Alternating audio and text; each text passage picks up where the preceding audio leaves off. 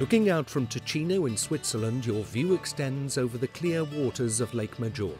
The surrounding area is all green hills, flowers and citrus fruit, thanks to the moderate climate and wholesome air that characterize these places. In the background, the Alps. Travellers of old referred to it as something of a paradise lost, which hosts the three wonders: Rocca di Angera, Isola Madre, Isola Bella.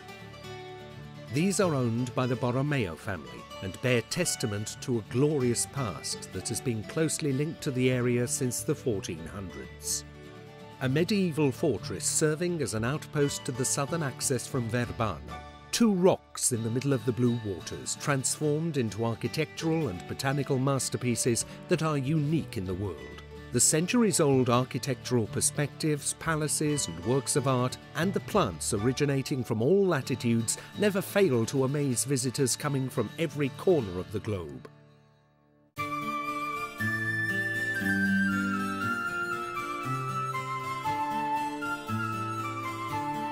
For centuries a stronghold against the incursions threatened by the Swiss and imperial troops, Rocca di Angera has belonged to the Borromeo family since 1449. It has been beautifully preserved and today serves as the point of departure for the Borromeo story at Lake Maggiore.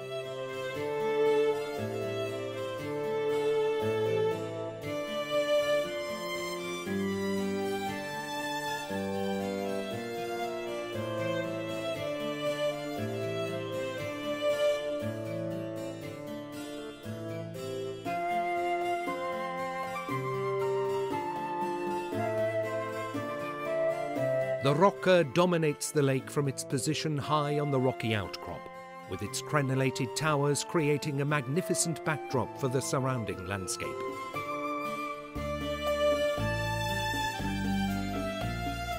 The walls and towers of Rocca di Angera enclose 5 groupings of buildings built between 1100 and 1600. The Ala Viscontea is the most important among these. One of the 4 lancet windows opens out onto the courtyard. The vineyards and recently reconstructed medieval garden extend between the walls and the castle. The old vats and large wine press can still be seen in the courtyard. This dates back to the 17th century and is the second largest in the whole of Lombardy. Coming up the 17th century staircase, large family portraits gaze down from the walls of the gallery.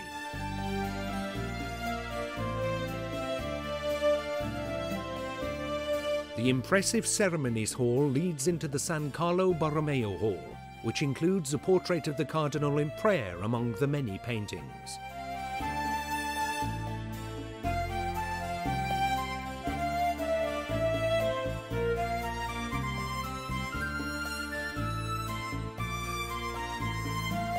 The huge 17th century tapestries that line the Fasti Borromeo Hall and Buon Romano Hall celebrate the past and the various enterprises of this noble family.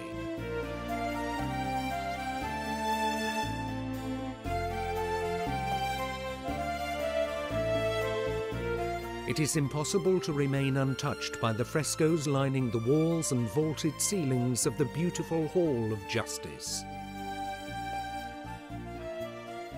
Painted towards the end of the 1300s by an unknown artist referred to simply as the Maestro of Angera, they recount the experiences of Ottone Visconti, placing them in relation to various astrological symbols.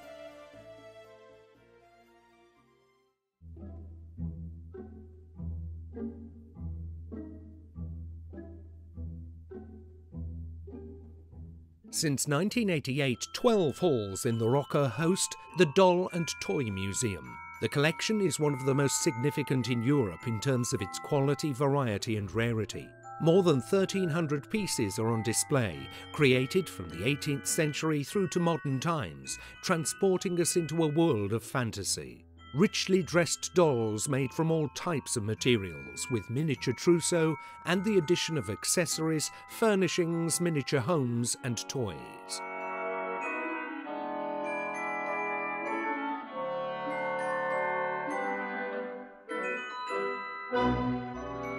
The magic sounds of the carillon blend with your visit through the fantastic world of robots. These marvels of French and German mechanics from the end of the 19th and beginning of the 20th century move at a slow and rhythmic pace.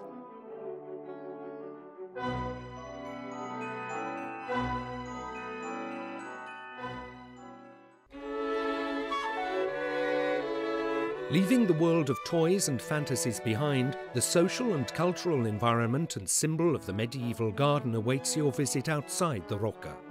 Rebuilt in 2008, the garden extends over 2,000 square metres between the walls and the vines surrounding the chapel. The Prince's Garden encompasses an evocative pergola with perfumed roses, vegetable garden and orchard. The herb garden with 12 beds of medicinal herbs and a grove of trees.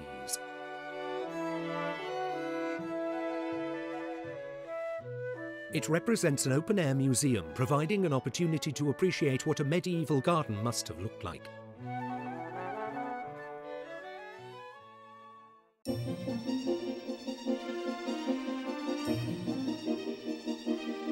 A patch of green surrounded by the deep blue of the lake, Isola Madre was little more than a rock when it became the property of the Borromean family in 1500. The course of the centuries has seen it transformed into a flourishing English-style botanic garden. Already in 1542, the island resembled a garden, hosting around 600 plants. The plant varieties originated from all over the world and thrived in this exceptional microclimate, still flourishing today around the 16th century palace.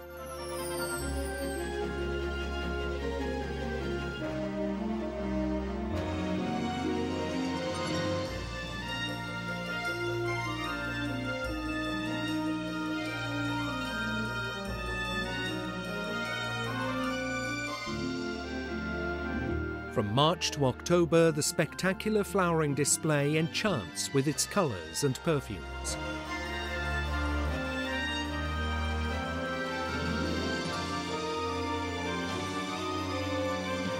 Tropical plants grow along the Viale Africa, which is the warmest part of the island. Perfumed fronds of a wide variety of wisteria cover the staircase of the dead during spring, providing a great natural location for the staging of contemporary art exhibitions. There are about 150 varieties of camellias to be admired. Vitaliano IX, a well-known naturalist, began cultivating these on the island in 1830, procuring every possible variety, species or hybrid. A magnificent 200-year-old conifer dominates the Prato dei Gobi, creating extraordinary sculptures with its roots.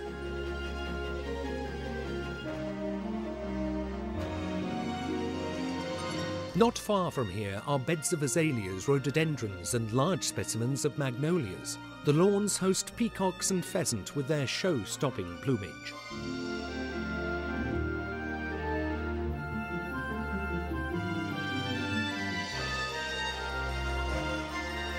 Plants and flowers in every colour imaginable decorate the walls of the palace, while the palms growing along the road are the result of many years of acclimatisation.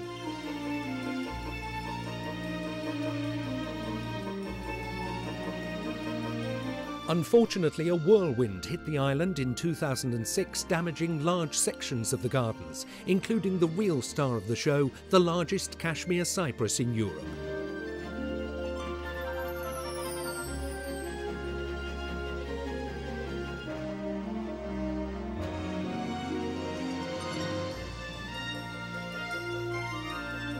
After intense salvage operations, it stands today supported by huge rods and at only a third of its original size, but it remains a pivotal feature thanks to the creativity of avant-garde artists and the Borromean family's long-standing passion for the arts.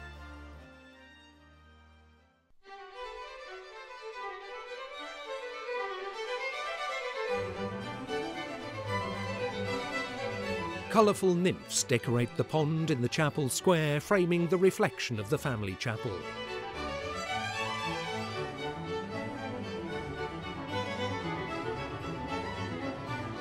From 1978, the palace interiors had been decorated using furnishing from the family's various historic residences. The Camino Hall provides an exceptional art gallery showcasing Milanese paintings from the second half of the 17th century.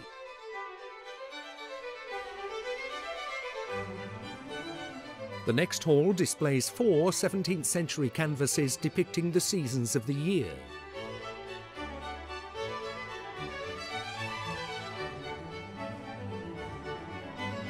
Three halls host the incredible material that made up the Marionette Theatre, originating from Isola Bella, with backdrops, equipment and scripts. The wings and backdrops were done by Antonio Sanquirico, the famous stage designer of La Scala. Light streams in from the windows, which in every room offer enchanting and unique views over the lake and mountains. A hall is dedicated to Federico VI Borromeo, a rather eccentric and troubled character in the family, with his invaluable 4-poster bed. The library leads on to the dining room, which has been set up as if a banquet is almost ready to get underway.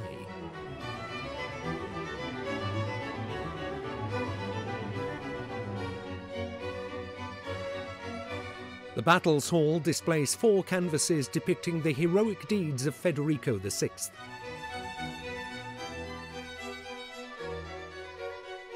A series of portraits of various popes is then displayed on the walls of the Conference and Papal Hall.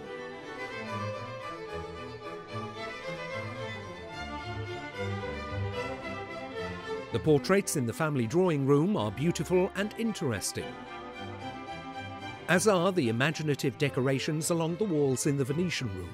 This would be incomplete without its exquisite chandelier made from Murano glass. The visit ends in the Grande Salone. Paintings by Costa, Nuvolene, Procaccini, Il Giovanni and Denedi lead outwards, where the view takes in the lake through the greenery of the garden.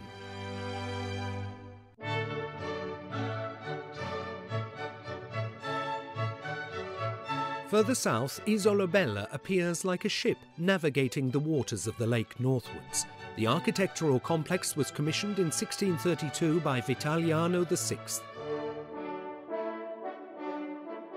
The Baroque palace dominates the small fishing village, while the Italian-style garden follows the natural contours of the island to the other side, in a series of terraces, flower beds, statues and enchanting vistas.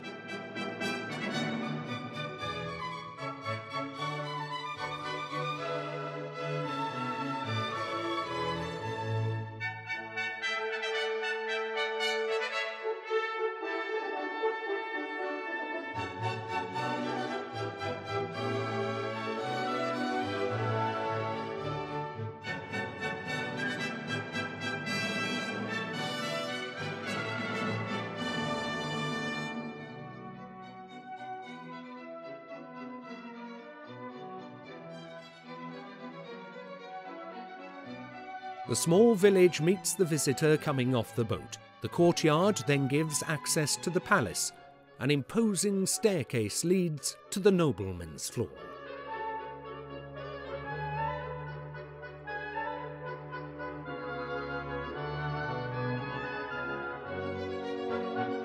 The visit starts here.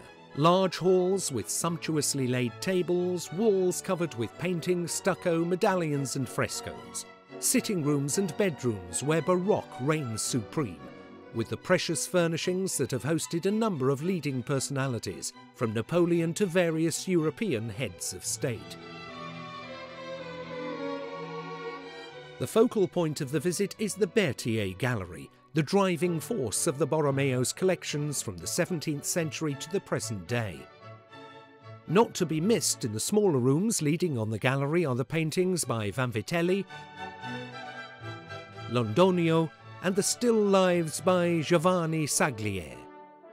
The gallery was reopened to the public in 2008 after a long session of restoration work. The 130 paintings are placed along the walls, taking up every bit of available space, as was the custom in the 17th and 18th century galleries throughout Europe. The paintings range from the portraits of Catena and Boltravio to the seductive heroines of Giampetrino and the Redeemer by Bergognone. The visit continues through into the throne room, used to receive audiences. A silk-embroidered canopy hangs over the enormous wooden, sculptured, gilded throne. The marble and slate slab decorating the walls were painted with festoons and bunches of flowers by Giovanni Saglier.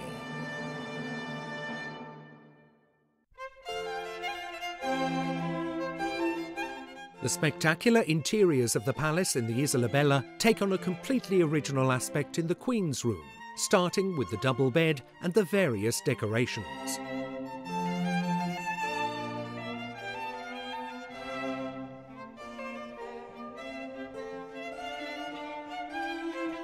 The largest area in the palace is the Salone, that rises over 3 floors of the building.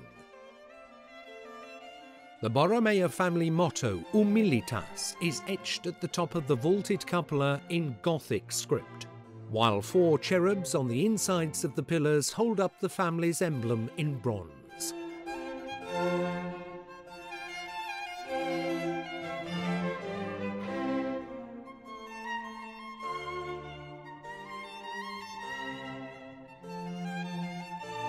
A beautiful collection of landscapes by Tempesta cover the walls in the music room. This is where European heads of state met in 1935 for the Stresa Conference to oppose Germany rearming.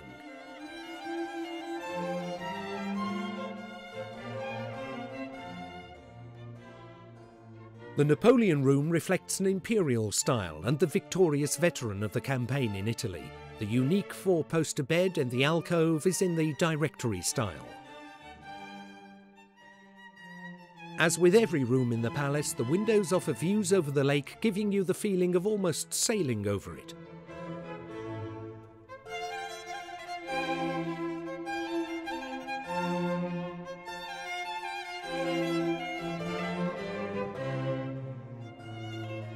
The walk through the library, Luca Giordano Hall and working room passes pleasantly while admiring the paintings and floral decorations, glimpses of the Isola Madre and famous scenes from mythology, like the Judgment of Paris and the Rape of Europe, narrated by Giordano with fluid and imaginative brushstrokes.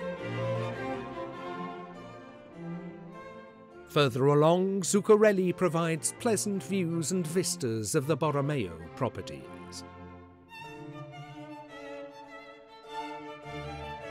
After taking in the amazing mosaic table in the conversation hall, we are guided over the magnificent floor of the sumptuous ballroom.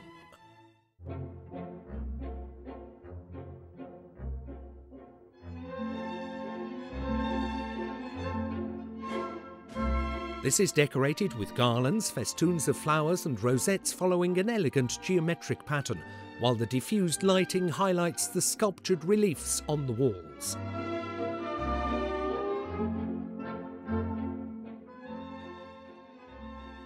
After the waltz, the visit continues downwards into the grottos, a cool and entertaining area made out of natural materials. Black and white pebbles, tough fragments, stucco and shiny stones. These halls also display the Sleeping Venus and equestrian equipment of Cardinal Federico Borromeo.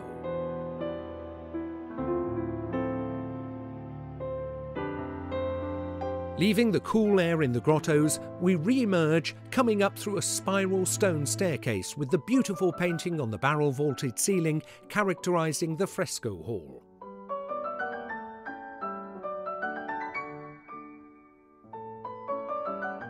The room of Margherita Medici, mother of San Carlo, and the antechamber of the chapel lead through to the last room housing the tapestry gallery, which links the palace to the garden.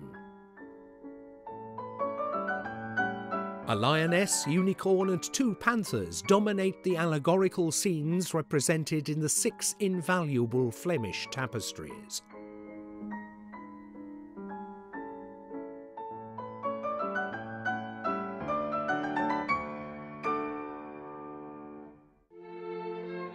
Leaving behind this natural symbolism, we immerse ourselves in the spectacular garden, where the white peacocks, the symbol of the island, strut around freely.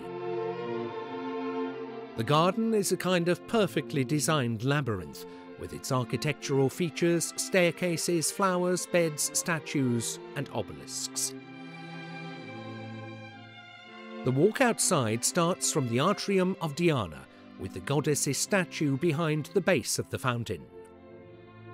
2 curved ramps lead to the camphor level, where the imposing tree planted in 1819 dominates the scene. The 6 symmetrical flower beds host exotic orchids, tamarind, tea, soapwort and coffee plants, within an edging made by camellias, azaleas and rhododendrons. The outline of the amphitheatre and Theatre Maximus can be seen in the background. 3 large overlapping exedras, punctuated by pillars, niches and balustrades, are laid out in the shape of a pyramid. The enormous unicorn statue rises up at the top as the heraldic symbol of the Borromeo family. A different view can be enjoyed from every angle, right up to the large rectangular terrace on the top, which presents uninterrupted views over the entire lake landscape. The terraces are enclosed by 2 octagonal towers, the Noria Tower to the west and the Tower of the Winds to the east. The obelisks and sculptures positioned on the corners create an exuberant and stately collection. Lower down, the Garden of Love, where the beds of boxwood and yew trees pruned into cone shapes act as a frame for the nymph's pond.